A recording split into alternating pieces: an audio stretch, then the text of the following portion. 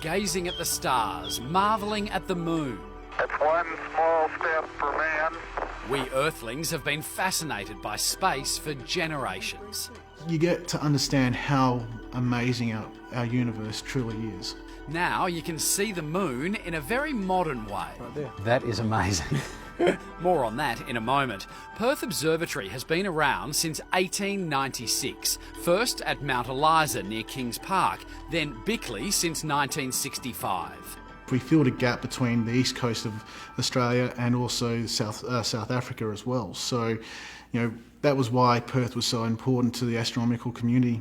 Tonight we're on a private tour with self-confessed astronomy geek Matt Woods, who's been captivated since the age of 8. Susanna Carr and Rick Arden actually told Perth that the space shuttle Columbia was going to be flying over, so Dad took me outside and we watched Space Shuttle Columbia fly over. A brilliant light that captivated thousands. Forever since then I'd been fascinated by space and astronomy.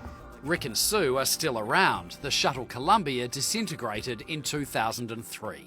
63 kilometres above Texas, it broke apart. At the observatory, they have telescopes dating back to 1899. This one would tell the time from star sightings. The observatory used to provide Perth's official time. All the government clocks, all the transportation clocks, the public clocks, they were all run up until the late 80s from the observatory. In 1911, this was Perth's first public telescope. When you come up on a night sky tour, you actually get to look through this telescope. So This has got quite a bit of history. yeah, it does, yeah.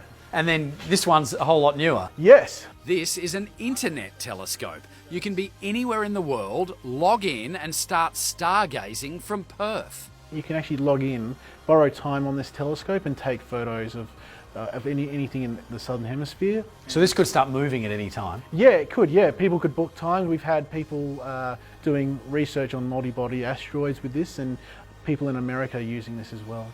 Climb 12 metres high and you step inside another dome, housing a telescope with some pretty big achievements. So in the 70s, this was used as the NASA's International Planetary Patrol Program, which was about 6 telescopes around the world to monitor the planets. In 1977, it co-discovered the rings of Uranus.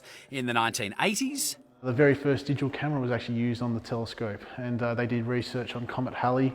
and in the 90s, it was automated. So it was one of the very first telescopes automated in the world. With our tour almost over, I really wanted to check out the moon through my phone.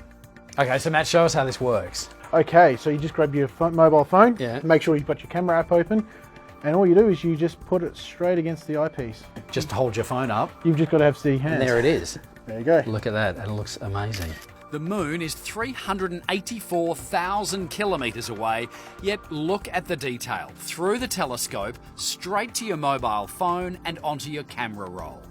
That's so incredible to see that through your mobile phone Yeah. and take a photo of it. The observatory is run by volunteers with day tours for school kids and night tours for adults all year round. We've got the winter sky, which we get to see the inner part of the galaxy, and then summertime we have the outs. We're looking directly out of the galaxy, so you get to see another completely different part of the sky. And they're gearing up for a very special anniversary. July marks 50 years since man first landed on the moon. A moon which suddenly feels closer than ever before. So close up for something so far away. Yeah, it's amazing what you can do with technology these days.